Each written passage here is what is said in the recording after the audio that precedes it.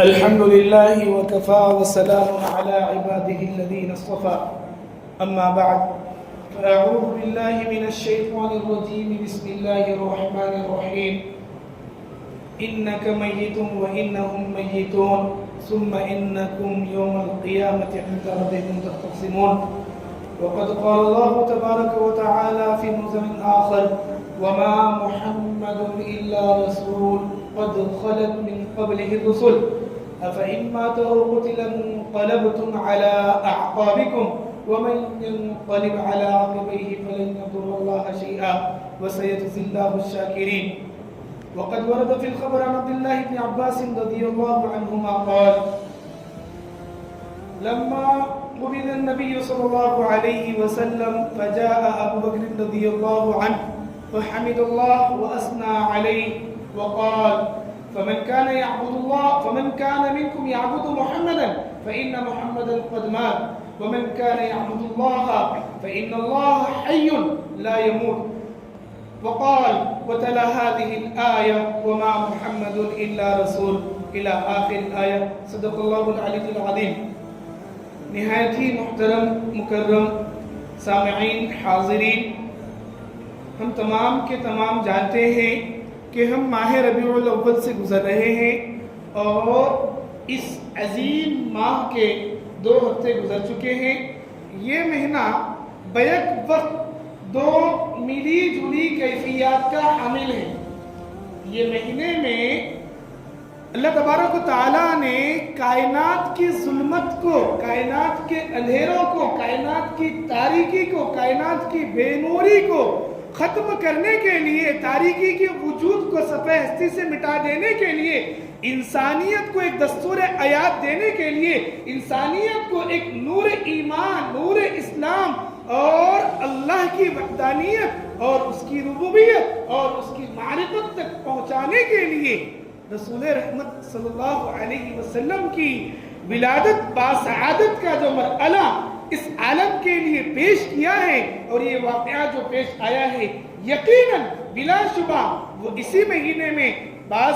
محققین، مؤرخین اور محدثین کی روایات کے مطابق بعض نے کہا رسول رحمت صلی اللہ علیہ وسلم کی ولادت باسعادت 8 ربیع الاول کو ہوئی، بعض نے کہا 9 ربیع الاول کو ہوئی، بعض نے کہا 10 ربیع الاول کو ہوئی، بعض نے کہا 11 کو اور کسی نے کہا 12 کو. یقینی طور پر، حتمی طور پر، متفق علیہ طور پر کانفیڈنس کے ساتھ کسی نے یہ نہیں کہا کہ ہم تمام کے آنکھوں کا سرما، ہمارے سر کا تاج، سید الکونین، فخر الرسل، خاتم النبیین محمد الرسول اللہ صلی اللہ علیہ وسلم کی ولادت باسعادت 12 ربیع الاول کو ہوئی ہے، ایسا کسی نے نہیں کہا اور نہ ہی یہ کوئی ثابت کر سکتا ہے. ہاں، آپ علیہ السلام کی وفات اثرت آیات ایک ایسا سانحہ ہے، ایک ایسا غم ہے، ایک ایسا صدمہ ہے جسے یہ ملت اسلامیہ، جسے یہ امت محمدیہ تا قیامت تک بھلا نہ سکیں گی. یہ صدمے کا غم کم نہیں ہوگا، یہ صدمے کی حسرتیں کم نہیں ہوگی، یہ صدمے کا درد کم نہیں ہوگا. امت کا ہر فرد نبی کی یاد میں گھڑتا رہے گا، نبی کی یاد میں روتا رہے گا، نبی کو یاد کرتا رہے گا. لیکن ایسے حالات میں، ایسے زمانے میں جس میں ہم جی رہے ہیں، طرح طرح کے فتنے امڑ رہے ہیں. ان فتنوں میں ایک فتنہ جو ہے رسول اللہ صلی اللہ علیہ وسلم کی وفات کے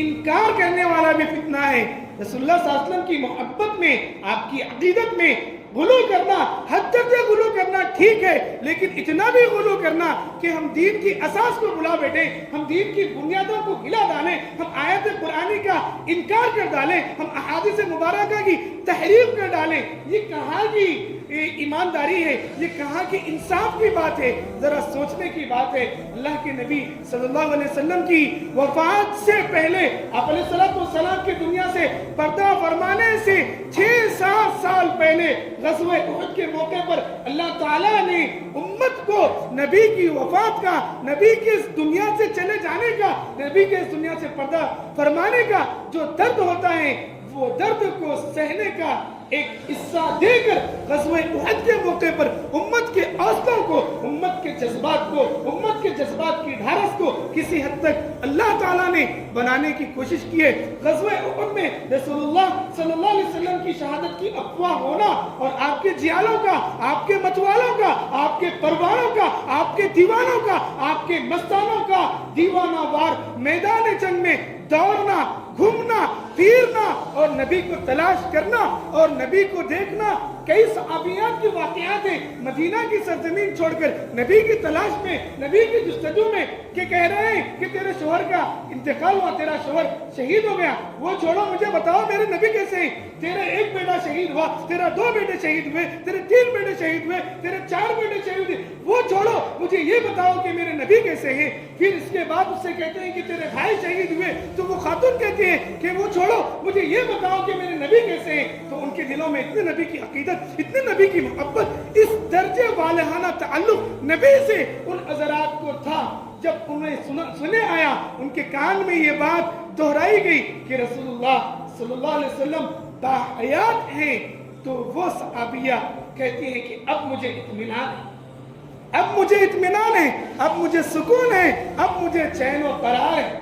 نبی کی اتنی محبت، نبی کی تعلیمات کی اتنی محبت، نبی کی شریعت کی اتنی محبت ان کے دلوں میں پنہا تھی، پیوست تھی۔ تو میں عرض یہ کر رہا تھا کہ اس صدمے کو سہنے کا سلیقہ اللہ نے نبی کی آیات ہی میں آپ کے وفات فرمانے سے 7 سال قبل غزوہ احد کے موقع پر صحابہ کو دیا، اور قرآن مقدس میں یہ آیت شریفہ نازل فرمائی، وما محمد الا رسول، محمد صلی اللہ علیہ وسلم تو بس اللہ کے ایک رسول ہیں، قد خلت من قبلہ الرسل، آپ علیہ السلام سے پہلے بھی بہت سارے لاکھوں رسول گزر چکے ہیں، وفات پا چکے ہیں، فَإِن مَاتَ أَوْ قُتِلَ، اے میرے پیارے حبیب، اے میرے محبوب صلی اللہ علیہ وسلم، اگر آپ شہادت پا جائیں،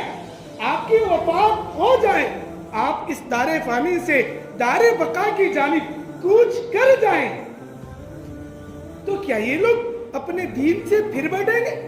اپنے دین سے لوٹ جائیں گے؟ اپنے دین سے بھاگ جائیں گے؟ فَإِن مَاتَ أَوْ قُتِلَ انقلبتم علی اعقابکم، محمد صلی اللہ علیہ وسلم کی وفات پر تم لوگ اپنے دین سے پھر جاؤ گے، تم لوگ اسلامی تعلیمات سے پھر جاؤ گے، تم لوگ محمد صلی اللہ علیہ وسلم کی لائی ہوئی شریعت سے روگردانی اور اعراض کر بیٹھو گے؟ یہ تو واقعہ ہوا گیا۔ میں آپ کو رسول اللہ صلی اللہ علیہ وسلم کی وفات کے منظر کی طرف لے جاتا ہوں۔ جس وقت رسول اللہ صلی اللہ علیہ وسلم کا انتقال ہوا، آپ علیہ السلام کی وفات عصرت آیات 12 ربیع الاول کو پیر کے دن جب ہوئی ہیں، تو اس وقت آپ کے متوالے، آپ کے مستانے، آپ کے پروانے اور دیوانے بے حال ہیں، بدحال ہیں، ہوش میں نہیں ہیں، رو رہے ہیں۔ حضرت عمر رضی اللہ تعالیٰ عنہ مسجد نبوی کے دروازے پر تلوار لے کر کھڑے ہیں۔ اگر کوئی کہہ دے کہ رسول اللہ صلی اللہ علیہ وسلم کی وفات ہو گئی ہے تو میں اس کے سر کو تن سے جدا کر دوں،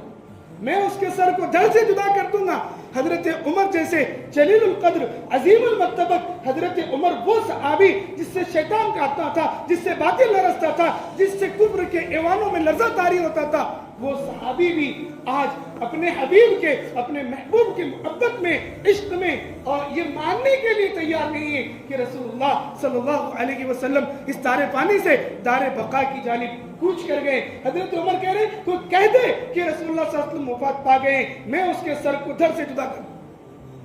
اتنے میں حضرت ابوبکر صدیق رضی اللہ تعالیٰ عنہ حاضر ہوتے ہیں اور حضرت عمر سے کہتے ہیں، اجلس یا عمر، اجلس یا عمر، اے عمر جذبات پر قابو رکھو، ہوش میں آؤ اور اپنے احساسات پر قابو رکھو، نیچے بیٹھ جاؤ۔ تو حضرت عمر کہتے ہیں کہ میں نہیں بیٹھوں گا۔ یہ ایک ایسا موقع تھا جہاں پر حضرت عمر نے حضرت ابوبکر کی بات ماننے سے انکار کیا، کہا کہ میں نہیں بیٹھوں گا۔ پھر اس کے بعد حضرت ابوبکر سمجھ گئے کہ یہ اب قابو میں آنے والے نہیں ہیں، بات تھمنے والے نہیں ہیں، تو حضرت ابوبکر صدیق رضی اللہ تعالیٰ عنہ سیدھا منبر رسول پر کھڑے ہوئے، بخاری شریف، ابو داؤد شریف، مسلم شریف، سنن ابن ماجہ شریف، ابو داؤد اور سیاہ ستہ کے علاوہ حدیث کی جتنی کتابیں، ان تمام کی تمام کتابوں میں وفات النبی صلی اللہ علیہ وسلم کا یہ قصہ، یہ واقعہ واقعہ مذکور ہے، بخاری کی روایت ہے، حضرت ابوبکر رضی اللہ تعالیٰ عنہ ممبر پر چڑھتے ہیں، فحمد اللہ کی حمد بڑائی کبریائی بیان کرتے ہیں، وَأَثْنَى عَلَيْهِ اور اس کی بزرگی بیان کرتے ہیں، اور کہتے ہیں فَمَنْ كَانَ يَعْبُدُ مُحَمَّدًا،